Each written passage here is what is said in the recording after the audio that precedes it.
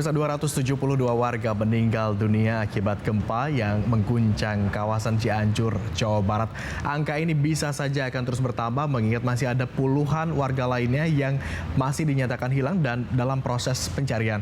Sementara distribusi bantuan logistik pun terus disalurkan meski menghadapi sejumlah kendala di lapangan.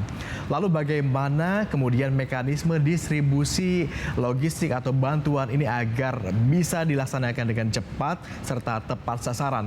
Untuk membahasnya telah bergabung bersama kami di studio BTV Semanggi ada sosiolog dari UNAS, Dr. Sigit Rohadi. Selamat sore. Selamat sore. Pak Sigit. Selamat sore. Dan pemirsa, kami juga sudah terhubung dengan Ketua Roker Pantura Care yang beberapa waktu lalu sempat viral videonya begitu ketika hendak mengantarkan bantuan logistik ke lokasi gempa.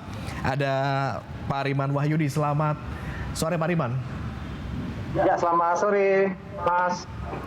Baik, saya mau ke Pak Sigit terlebih dulu. Pak Sigit, bagaimana Anda melihat upaya cepat tangkap yang dilakukan oleh para relawan yang terjun langsung ke lokasi begitu mendengar ada informasi gempa yang mengguncang di wilayah Cianjur, Jawa Barat ini? Ini menunjukkan adanya ikatan sosial yang kuat dalam masyarakat kita. Respon masyarakat begitu cepat untuk meringankan beban yang diderita oleh saudara-saudaranya. Nah, di satu sisi cepatnya respon ini kadang-kadang melahirkan kurangnya koordinasi di lapangan. Sehingga begitu barang itu sampai ke lapangan, tidak tahu yang dituju siapa, mungkin yang ingin dituju adalah saudaranya, sanak keluarganya, atau teman-temannya, atau kenalannya. Nah, kalau yang ini terjadi biasanya lebih mengandalkan pada jaringan. Yang jaringannya banyak, mendapat bantuan banyak, yang jaringannya sedikit, kurang mendapat bantuan atau kurang perhatian. Maka kemudian beberapa orang di lapangan ini kadangkala mempunyai inisiatif untuk mendistribusikan mereka dengan model mereka. Nah, ini yang tidak boleh. Karena di tempat-tempat itu sudah ada lembaga-lembaga resmi yang menangani bagaimana bantuan itu harus dikumpulkan dan didistribusikan secara merata kepada mereka yang menderita. Namun demikian tetap ada saja bantuan-bantuan yang sifatnya itu antar kelompok, antar grup gitu. Nah, misalnya ada sesama alumni SMA, ini teman saya dulu. Baik. Sesama alumni SMP, ini teman saya yang ada di sana sedang menderita. Karena ada ikatan atau kesamaan background begitu ya? Betul. Kemudian dikoordinir, dibawa ke sana. Orang tidak tahu prosesnya bagaimana, yang dilihat kok itu menerimanya jauh lebih besar. Inilah yang menimbulkan persoalan. Maka kemudian yang diperlukan adalah aparat yang ada di lapangan itu harus secara tegas mengkoordinir ke pintu-pintu masuk. Baik. Ini harusnya disampaikan kemana dulu. Bantuan ini wujudnya apa? Yang diperlukan yang utama adalah apa? Apakah ini makanan? Apakah ini minuman? Apakah ini pakaian? Apakah ini selimut atau apa? Kita akan cek nanti pintu-pintu masuknya ini sudah tersedia atau tidak, tetapi paling tidak yang sempat kita lihat bersama adalah pemirsa kemarin Pak Sigit bahwa sempat beredar video yang begitu viral ketika ada relawan yang hendak menyampaikan bantuan tetapi dicegat oleh warga sekitar. Ini ada Pariman kemarin, maksud kami beberapa waktu lalu, betul Anda sempat mencoba menyalurkan bantuan kepada wilayah terdampak gempa ya? Bisa diceritakan Pak Riman, kita konfirmasi ulang bagaimana kronologi kejadiannya ketika Anda hendak menyalurkan bantuan kemudian dicegat oleh beberapa pihak. Ya, kalau di Yayasan Roker Pantura ini, kita ini kan dalam memberikan bantuan itu kita nggak hanya taruh di asal posko. Kita mencoba mencari informasi mana lokasi yang memang minim bantuan.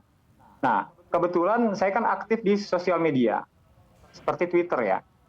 Ini saya mendapatkan atau dimention oleh salah satu akun yang mengatakan bahwa desa mereka di Sarampat tepatnya memang di situ ada beberapa kampung ya. Akhirnya kita masuk ke kampung Cisarua yang dikatakan bahwa mereka sangat minim bantuan dari luar.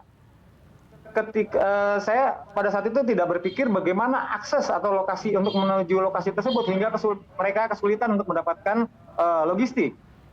Lalu akhirnya kita berangkatlah dari posko kami yang ada di Pamoyanan. Ketika kami berangkat itu kami lewat di Rancagoong.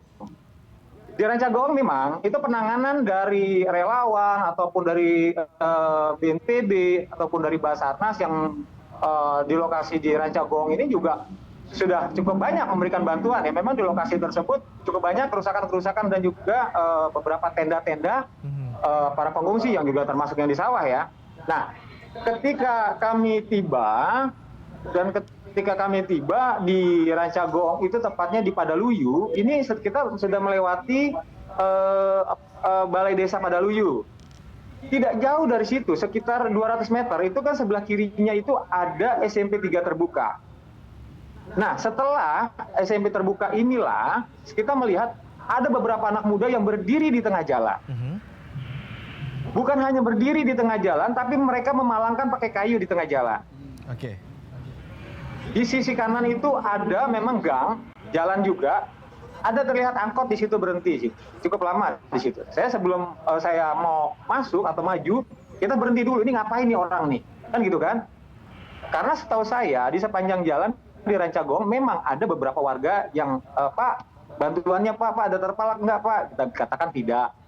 Kan gitu. Nah, ini kita anggap biasa gitu kan. Tapi ketika kita maju, orang ini menyetop mobil kita. Pak, logistiknya dong, Man. Saya katakan bahwa kami mau ke Sarampat. Kita mau ke Sarampat. Kita juga mau kirimkan bantuan karena ini urgent. Karena mereka membutuhkan salah satunya adalah susu bayi. Oke. Mereka sangat butuh itu. Ya.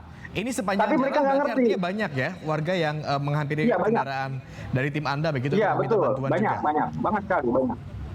Dan saya katakan, tapi mereka nggak ngerti. Mereka minta turun barang di situ. Oke. Saya nggak kasih. Dan bahkan dia mengatakan bahwa percuma kalau memang pun bisa naik ke atas juga di atas juga bakal dibegal. Itu yang dia katakan. Oke. Yang satu ke sisi saya, kiri saya, dia Artinya upaya mengatakan pencegahan bahwa ini juga banyak terjadi di sana begitu, bukan hanya kepada tim relawan Anda saja. Iya. Jadi gini, saya kan memang cuma satu mobil ya. Pada saya melintas itu cuma mobil saya satu-satunya. Tapi dari arah sebaliknya memang ada lewat beberapa kendaraan. Itu nggak ada yang di stop karena dari atas posisinya. Oke. Kita coba Mereka menyetop mobil yang dari bawah Pak yang Riman, membawa saya mau ke logistik. Pak Sigit terlebih dulu. Pak Sigit, bagaimana Anda melihat fenomena ini? Ternyata begitu relawan hendak menyalurkan bantuan pun sudah banyak warga yang kemudian ikut mencegat. Bahkan sebelum sampai kepada titik tujuan di mana tadi relawan menyampaikan bahwa titik tujuan itulah yang justru lebih urgent. Iya. Fenomena ini Anda lihat seperti apa? Berarti pengelolaan manajemen penyaluran bantuan yang ada di lokasi ini sangat lemah. Mestinya masuknya itu satu pintu dan setiap titik ditempatkan orang-orang yang bisa dipercaya oleh pihak manajemen itu untuk bantuan apa yang diperlukan, lokasinya ada di mana. Dan semua bantuan dari luar harus masuk ke dalam satu titik. Ini di manajemen di situ. Kalau yang diceritakan oleh Bapak tadi itu yang terjadi di lapangan memang seperti itu. Jadi secara sosial itu memang lazim terjadi. Begitu ada bencana warga semua berbondong-bondong ingin mendapatkan bantuan. Ingin mendapatkan bantuan. Mereka masing-masing ingin memaksimalkan kepentingan dari kelompok itu. Jadi dipalang kayu, dipalang kursi, dipalang apa saja batu untuk berhenti untuk bisa menurunkan bantuan yang logistik yang dibawa oleh mobil itu. Nah, kenapa demikian? Pertama, di satu sisi memang mereka didesak oleh anggota keluarganya untuk memenuhi kebutuhan ekonomi dan non-ekonomi lainnya seperti pakaian dan sebagainya. Di sisi yang lain ada kelompok yang sudah mendapatkan bantuan lebih dulu dan ini belum. Jadi mereka yang belum mendapatkan bantuan itu adalah merasa lebih berhak begitu untuk mendapatkan bantuan itu. Mengambil dengan cara mereka sendiri. Jadi mereka tidak lagi menunggu koordinasi karena mendesaknya kebutuhan dan melihat adanya ketimpangan dalam distribusi, maka mereka melakukan dengan cara yang mereka percaya ini lebih efektif. Maka kemudian dibuatlah palang-palang di jalan untuk menyetop mobil-mobil itu. Dan saya kira di setiap bencana seperti itu terjadi sebelum BNPB mampu mengendalikan situasi. Oke, ini poin yang akan kami garis bawahi adalah bahwa BNPB dalam hal ini belum mampu mengendalikan situasi, begitu? Sampai terjadi gejolak seperti ini. Saya kembali ke Pak Riman. Pak Riman, di video yang viral ini kan terputus ya, sampai Anda akhirnya memutar balik, memundurkan kendaraan dan mencari jalan lain. Betul begitu ya? Selanjutnya seperti apa ini setelah video itu? Ya, jadi saya sedikit menggambarkan ya. Tujuan? Ya, kita akhirnya sampai tujuan itu cukup lama ya. Jadi saya kembali mereview ya. Jadi ketika itu dia sempat gebrak juga mobil kita, kan gitu kan. Mereka minta turun bantuan, ya pada akhirnya kita bertahan. Kita nggak akan turunkan bantuan itu di situ. Kita memilih mundur. Oke, kalau memang nggak bisa lewat, kita mundur. Pertimbangan kita gini, kalau yang di bawah, memang mereka itu minta bantuan tapi mereka sopan. Dan mereka nggak sampai menghampiri mobil. Kedua, posisi mereka dekat runtuhan-runtuhan rumah mereka. Tapi yang menjegat kita ini tidak ada bangunan di kanan kiri, tidak ada tulisan posko ataupun kerusakan yang ada di situ. Tapi di kanan kiri itu kosong. Yang membuat kita ini udah nggak bener nih, kita mundur, kan gitu. Akhirnya kita mundur, kita putar balik. Tadinya kita lewat Rancagong, akhirnya kita lewat Gasol. Kita 5 jam baru mencapai lokasi di Sarampat itu. Karena memang bukan hanya jalur yang jauh ya. Sebenarnya jalur nggak terlalu jauh sih sebenarnya ya. Tapi karena kemacetannya cukup parah, cukup panjang di beberapa titik, karena memang ruas jalan sempit ya. Tapi begitu sampai dan hal lain adalah banyaknya mobil. Belum dari pihak lain. Nah, kita akhirnya sampai ke lokasi di sana, itu baru bantuan kita yang masuk. Untuk masuk ke sana pun gini, akses untuk masuk ke sananya pun gini. Jadi dari jalan utama yang kecil itu, kita masuk ke pesawahan. Ke pesawahan ini cukup sekitar 2 km dari situ kita baru bisa masuk ke lokasi. Dan di lokasi yang kita salurkan bantuan itu ada korban jiwanya itu kalau nggak salah ada 9. Yang terakhir kemarin ditemukan 1. Dan bahkan pada malam itu ketika kita mau pulang, itu rumah 1 runtuh. Karena apa? Karena retakan gempa itu yang membuat rumah itu runtuh. Itu yang akhirnya kita nyampe di lokasi tersebut sekitar pukul 7 sampai ke lokasi. Iya. Itu intinya sih sebenarnya ya kita sampai ya ke lokasi. Dan kalau soal banyak yang ini memang pada hari ini pun banyak sekali gambaran atau tayangan-tayangan yang hampir serupa dengan yang kita alami. Kejadian-kejadian seperti ini sampai sekarang pun masih terjadi. Ini tadi kalau kita tahan dulu Pak Riman, kalau tadi Pak Sigit menyebutkan bahwa ada rintangan-rintangan dari warga begitu, ini menjadi sesuatu hal yang kerap kali terjadi manakala bencana ini muncul ketika kemudian ada instansi yang belum bisa mengendalikan bencana ini.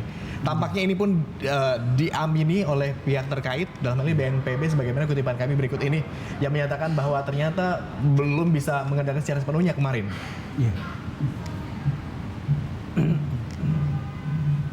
Ya, kalau menurut kami sih begini ya, kita juga bingung bagaimana sih pola penyaluran logistiknya, kan begitu kan?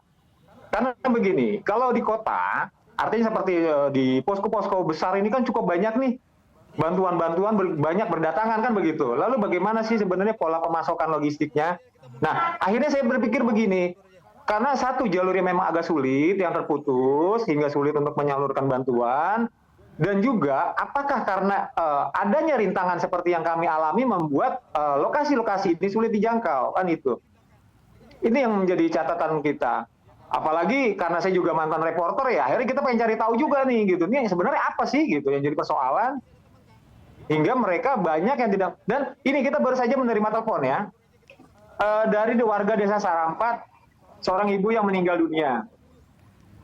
Seorang ibu yang meninggal dunia. Kita lihat bersama-sama ini pernyataan dari Kepala BNPB terkait bagaimana proses distribusi dan penanganan dari bencana gempa bumi yang terjadi di wilayah Cianjur, Jawa Barat berikut ini. Kemarin sistem ini belum, saya akui belum berjalan, masih hajar kemana-mana gitu. Nah mulai besok, tadi sudah mulai, diharapkan ini sudah lebih tertib lagi dan sistematis. Ada juga tadi yang nyerbu ke gudang, ada juga informasi di gudangnya BPBD banyak masyarakat yang mau ngambil sendiri. Ya untuk sementara silakan Tapi setelah ini nanti diatur sesuai dengan yang tadi saya katakan. Ada perangkat-perangkatnya sudah diatur. Gitu. Ya, carut marut pengelolaan distribusi bantuan logistik seperti disampaikan oleh Pak Sigit tadi sempat diakui oleh BNPB sendiri bahwa memang kemarin belum tertata dengan baik. Tetapi hari ini targetnya harusnya sudah bisa dikendalikan. Melihat kenyataan di lapangan, kalau tadi keterangan dari Pak Riman bahwa hari ini pun masih ada warga yang katakanlah mencegat proses distribusi, bahkan ada yang datang juga ke lokasi begitu. Anda melihat ini sebetulnya penanganannya sudah tepat atau belum? Tetap kalau tidak dikoordinir oleh satu institusi, satu lembaga, ini tetap saja menimbulkan kecemburuan yang mereka yang terkena bencana. Jadi seperti cerita oleh Pak Ridwan tadi, itu benar. Itu yang terjadi itu sebagian besar seperti itu. Siapa mengontak siapa, datang ke tempat mana, lalu dikirim ke sana. Nah, lalu tempat yang seperti tadi saya sampaikan, orang atau kelompok yang jaringannya kuat itu mendapatkan bantuan yang begitu besar, begitu melimpah. Sementara mereka yang sebenarnya lebih membutuhkan, mereka justru tidak mendapatkan bantuan yang memadai.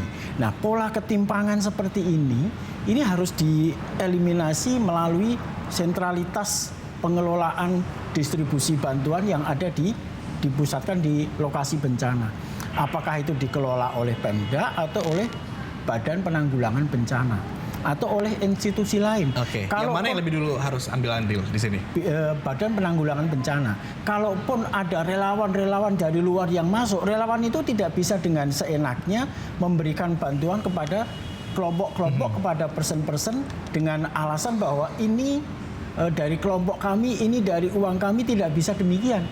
Karena apa? Karena akan menimbulkan persoalan baru bagi para penderita yang ada di lapangan itu, para penderita. Oke, komunikasi harus dua arah begitu ya, dari maksud kami tiga arah bahkan, dari korban kemudian juga pada pemerintah, dalam hal ini juga kepada para relawan atau calon pemberi bantuan begitu ya. Betul. Kita akan lanjutkan diskusi bagaimana kemudian akhirnya penyaluran distribusi bantuan logistik ini bisa tepat sasaran dan berlangsung cepat. Usai jeda pariwara, tetaplah bersama kami.